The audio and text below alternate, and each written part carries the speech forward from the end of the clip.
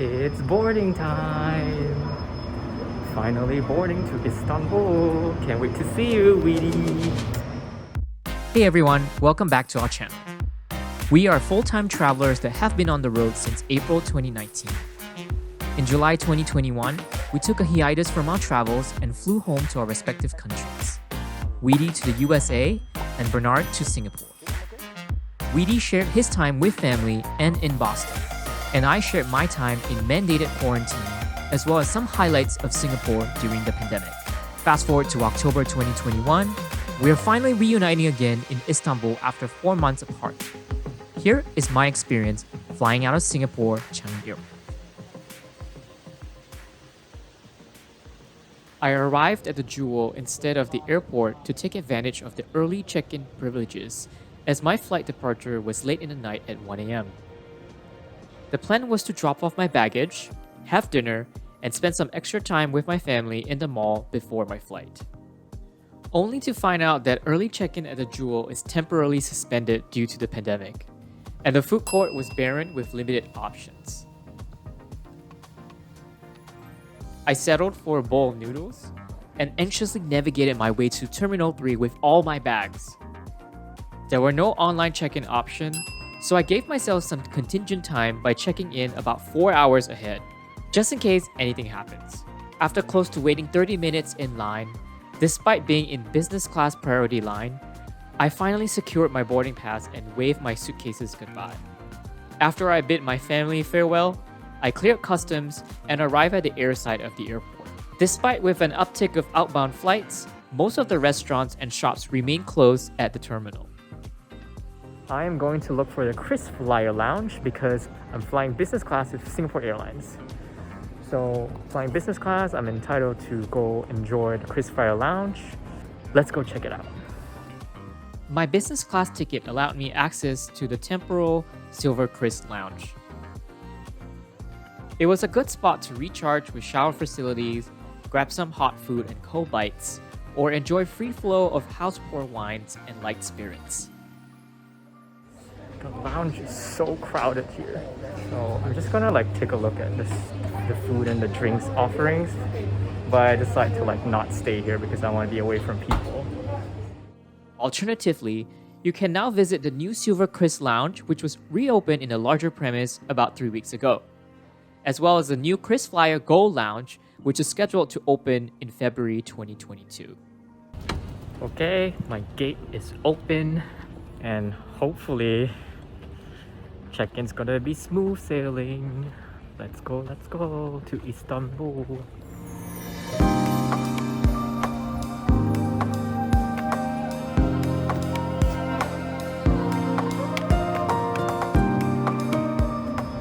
It's boarding time! Finally boarding to Istanbul! Can't wait to see you, Wedee!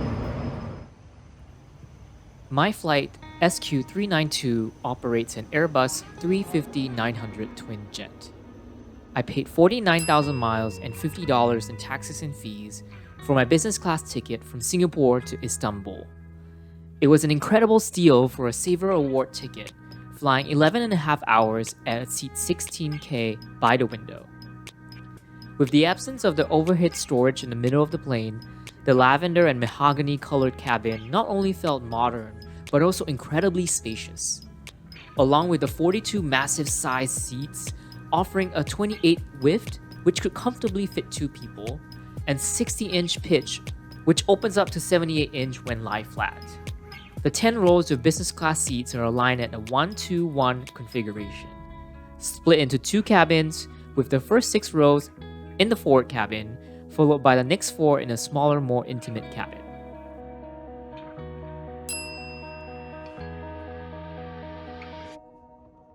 As my flight was barely at 40% capacity, the boarding process went exceedingly seamless. Upon entering the aircraft, I was immediately greeted by my last name with attentive hospitality from the flight crew. Good morning. Welcome on board, sir. My Thank name you. is Colin. Hi. I'm the flight manager. We'll be taking you for the flight to Istanbul. Unlike other business class flights, Singapore Air does not issue any special take-home amenity kits. Instead, I was offered some bath slippers and socks, and the other toiletry kits are communally available in the lavatories. Because of COVID, no drinks or hot towels were offered during the pre-departure taxing. I found a small water bottle, a care kit set that consists of face masks, hand sanitizers, and disinfectant wipes, as well as a noise-canceling headset within my seat compartment. This was my time to finally explore all parts of my amazingly comfortable seat. To the left, there was a nice little button area that allows you to shift the settings of the chair. In front of me was a large 18-inch in-flight entertainment screen for me to enjoy my movies and expansive variety of TV shows. To the right, a pop-up table perfect for dining or a work desk during the flight. Just behind the pull tray table, we can find a remote control that can also be used as a console for games. Although the seat was quite spacious and had ample amounts of legroom, the only downside is you can't fully lie flat with your legs fully up front, because the foothold cubby is angled in awkward placements that requires you to place your legs towards the side of the seat.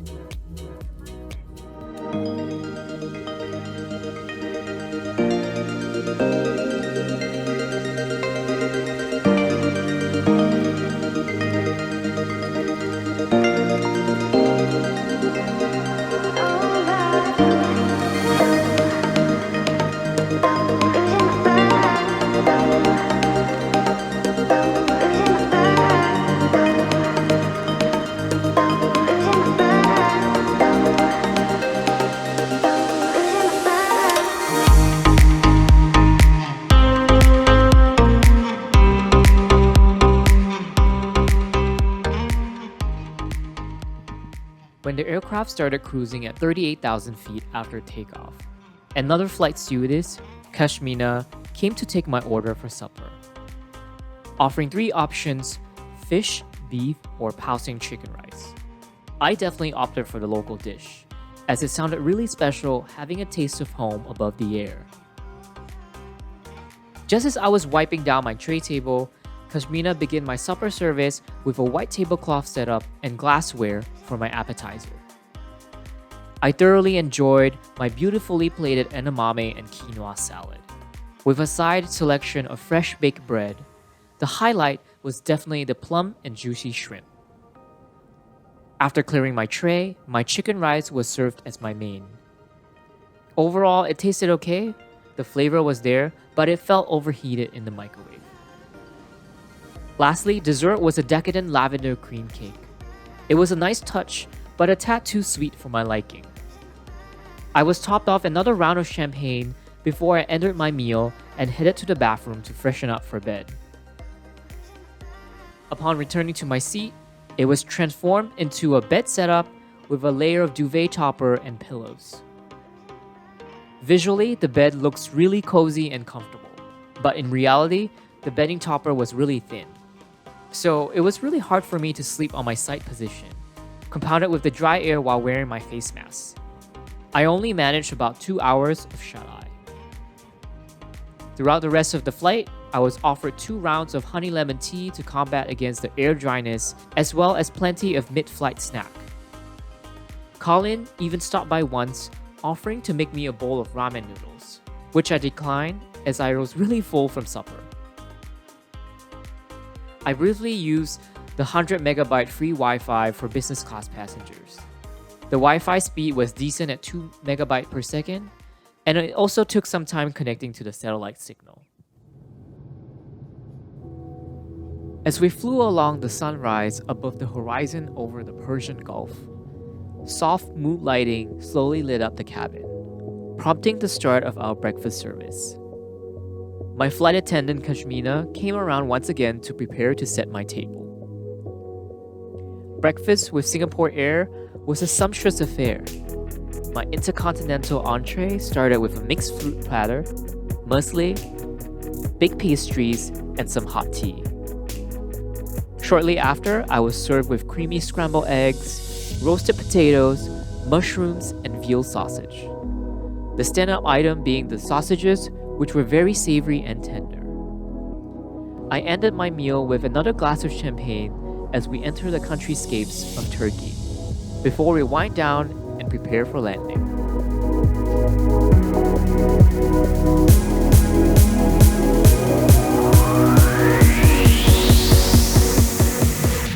Upon touchdown, I thank the entire crew with special shout outs to Colin and Kashmina for the exceptional hospitality and making this one of my best flights in my books.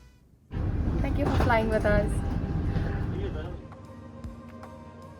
To my surprise, we were actually unloading passengers off the plane, not at a gate, but down the air stairs, and were directed to a bus that would transport us to the arrival halls. We passed by so many planes which I personally loved to see, and finally arrived at passport control. If you're flying with a US passport, you will need a visa. If you're flying with a Singapore passport, you can enter the country visa-free.